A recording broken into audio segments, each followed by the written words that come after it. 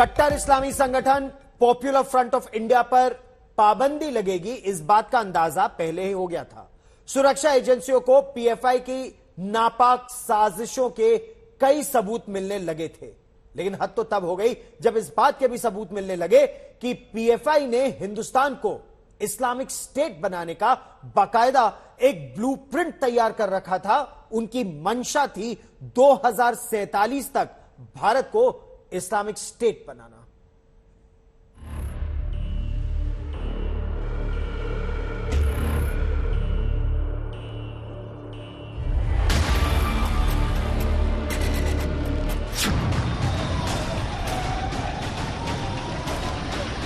NIA के छापे के बाद पीएफआई के विरोध प्रदर्शन ने दुनिया का ध्यान खींचा। वक्त वक्त पर केरल से आई एफआईआर और सदस्यों की ट्रेनिंग की तस्वीरों पर नजरें टिकी। सिर तन से जुदा नारों के पीछे पीएफआई की जमीन ने लोगों को हैरान किया। शाहीन बाग में सीएए के खिलाफ हुए प्रदर्शन में पीएफआई की फंडिंग ने सुरक्षा एजेंसियों के कान खड़े कर दिए। 16 साल पहले बने संगठन के 23 राज्यों में फैलाव ने कई सवाल खड़े किए। पॉपुलर फ्रंट ऑफ इंडिया के खिलाफ लगातार छापेमारी हो रही है। सैकड़ों सदस्यों को गिरफ्तारी हुई, हजारों सबूत मिले और पीएफआई पर पाबंदी लगा दी गई।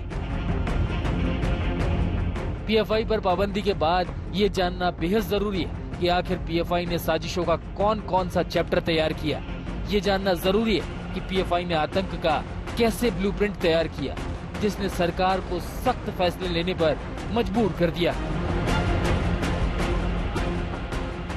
जो लोग मजहब को सुरक्षा कवच बना करके मुल्क के खिलाफ षड्यंत्र और साजिशों का ताना बाना बिन रहे थे, वो कई वर्षों से इस देश के खिलाफ, भारत के लोगों के खिलाफ, भारत की शांति और सौहार्द के खिलाफ, भारत की सुरक्षा के खिलाफ शैतानी षड्यंत्रों के साथ, मानसिकता के साथ काम कर रहे थे। लेकिन अफसोस की बात है कि कुछ सियासी पार्टियां, कुछ सरकारों से जुड़े हुए लोग ऐसे लोगों को प्रश्रय भी दे रहे थे, प्रोटेक्शन भी दे रहे थे, और ऐसे ही लोग आज उनके सामने और उनके साथ खड़े हुए दिखाई पड़ रहे हैं। किसी संगठन की असंवैधानिक, गैर कानूनी गतिविधियां प्रतिबंध लगाने के लिए आवश्यक होती है। हमें ये भी जानने का अधिकार है कि पिछले 8 वर्षों से खुफिया एजेंसियों ने ऐसे संगठनों को क्यों फलने फूलने दिया, क्यों उनकी गतिविधियों पर बीच बीच में विराम नहीं लगाया। हम किसी भी ऐसे संगठन को पनपने के पक्ष में नहीं हैं। चलिए अब देखते हैं कि आतंक से कैसे जुड़े थे पीएफआई के तार और सुरक्षा एजेंसियों को क्या सबूत मिले। पीएफआई के निशाने पर थे पीएम मोदी। 15 राज्यों के 93 ठिकानों पर 22 सितंबर को एनआईए और ईडी ने ऑपरेशन ऑक्टोपस के तहत छापेमारी की थी। इस मामले में जांच एजेंसी ने बड़ा दावा किया था। कोझिकोड से गिरफ्तार पीएफआई वर्कर शफीक पायथे के रिमांड नोट में ईडी ने कहा कि पटना में 22 जुलाई को प्रधानमंत्री की रैली में हमले की साजिश की गई थी, जिसकी फंडिंग में शफीक पायथे भी शामिल थे। भारत को इस्लामिक राष्ट्र बनाना चाहता था पीएफआई।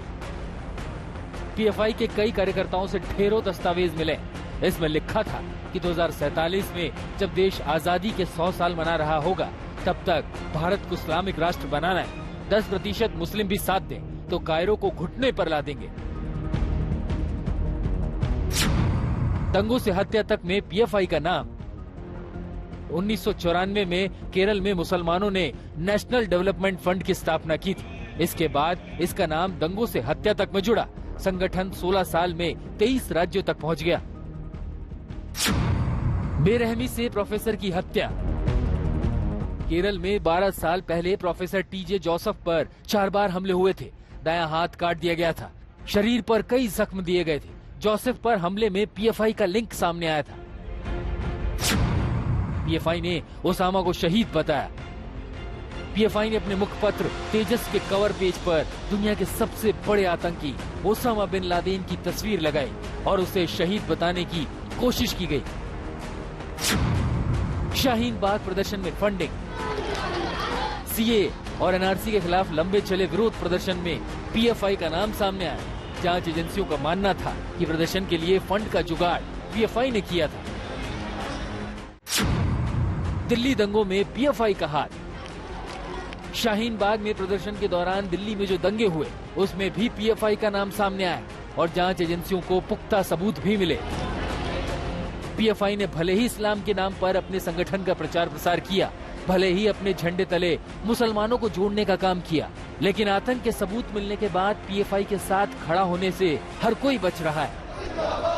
मैं समझता हूं कि देश हित में जो भी काम किया जाएगा हमें उसका समर्थन करना चाहिए और मेरा यही मानना है और मैंने पहले भी ये बात कई मरतबा कही है कि जो काम कर रहे हैं काम करने वाले लोग हैं उन्हें अपनी सरगर्मियों को और अपने कामों को कानून के मुताबिक करना चाहिए, संविधान के अंदर करना चाहिए और देश के हित को सर्वोपरि रखना चाहिए। पीएफआई की पूरी साजिश बेनकाब हो चुकी है। इसके टेरर फंडिंग के लिंक का पर्दाफाश हो चुका है। लिहाजा देश के दुश्मनों को सीख देने के लिए पाबंदी की कार्रवाई बेहद जरूरी थी। अरविंद ओझा के साथ आज तक ब्यूरो।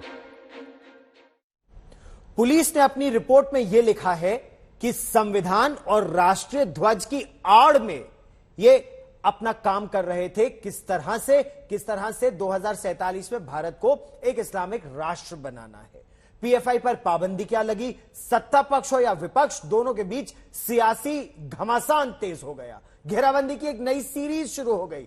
लालू यादव जैसे नेता, कांग्रेस के कुछ नेता, वो तो ये चाहते हैं कि राष्ट्रीय स्वयंसेवक संघ पर भी इसी तरह से प्रतिबंध लगाया जाए और पीएफआई के साथ साथ संघ पर भी बैन की उन्होंने मांग कर दी। और पीएफआई के तरह जितने भी संगठन हैं इंक्लूडिंग आरएसएस, सब पर प्रतिबंध लगाई है। We are demanding RSS also banned. Why not RSS also?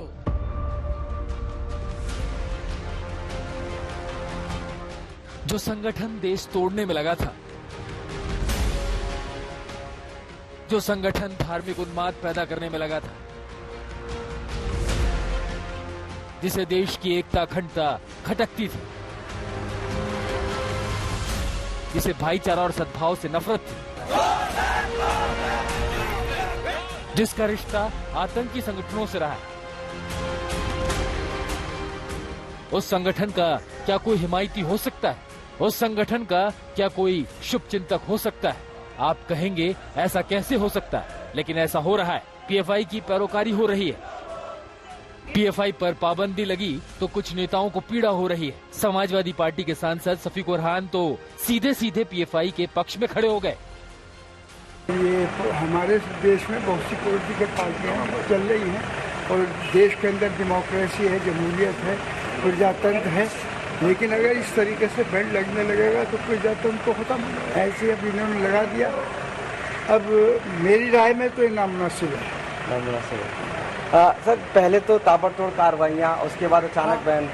कार्रवाइयाँ किए, अब इस तरीके से कार्रवाइयाँ पॉलिटिकल पार्टियों पर नहीं करनी चाहिए। पीएफआई पर पाबंदी लगी तो सियासत की नई सीरीज शुरू हो गई। पीएफआई की तुलना में संघ का सवाल खड़ा किया जाने लगा। लालू प्रसाद यादव ने पीएफआई के साथ साथ संघ पर पाबंदी की मांग कर दी। पीएफआई का जांच हो रहा है और पीएफआई के तरह जितने भी संगठन हैं इंक्लूडिंग आरएसएस, सब पर प्रतिबंध लगाई है।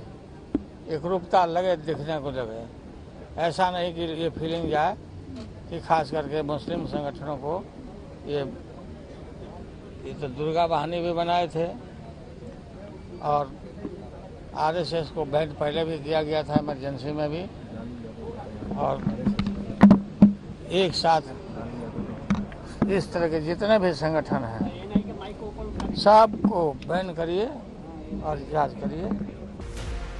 गैर बीजेपी नेता कह रहे हैं कि आरएसएस पर भी बैन लगाया जाए, तो बीजेपी और वीएचपी के नेता तुष्टीकरण और शुद्धिकरण की बात कह रहे हैं। इसके विरुद्ध जो साजिश करने वाले हैं, अगर उनके खिलाफ कार्रवाई होती है तो उसके स्वागत की जगह उसका विरोध करने का मतलब यह होता है कि निश्चित तौर से वह हिंसा फैलाने वालों को मदद करने के लिए आगे आ रहे हैं और इस प्रकार की चीजें देश बर्दाश्त नहीं करेगा और इसका जवाब देश देगा। No, we are demanding RSS also banned. PFI ban is not a remedy. So the majority terrorists, what can I say? The RSS also highlighting these communalism throughout the country. So Hindu communalism, RSS is spreading everywhere. So RSS and PFI both are equal. So government should ban both. सवाल है कि जिस संगठन पर आतंकी साजिश के आरोप हो उस पर ऐसी सियासी तनातनी क्या सही है? आज तक ब्यूरो। अच्छा, आपको याद होगा कि इससे पहले सिमी यानी students Islamic movement of India पर भी प्रतिबंध लगाया गया था, लेकिन वही सिमी फिर पीएफआई बन गया। पीएफआई पर पाबंदी बेहद सोच समझकर और एक सलीके से लगाई गई है।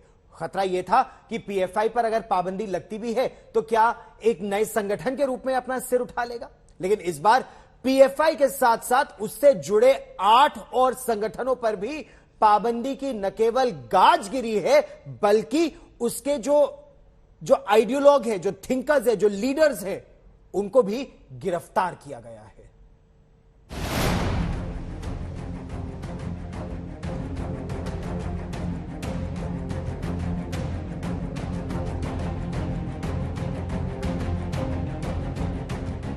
बहरूपिया पीएफआई पर इस बार ऐसी घेराबंदी हुई है कि इस बार इसके लिए गिरकर संभल पाना नामुमकिन है। केंद्र सरकार ने न सिर्फ पीएफआई पर चोट की है, बल्कि आतंकी चौकड़ी के बाकी चट्टे बट्टे को भी ठिकाने लगाने का इंतजाम कर दिया है। पीएफआई के साथ साथ rehab India foundation, RIF, campus front of India, CFI, all India imam council, AIIC, national confederation of human rights organization, NCHRO, national women's front, NWF, junior front, JF, empower India foundation, EIF, rehab foundation, Kerala पर भी पाबंदी वाली कार्रवाई कर दी गई।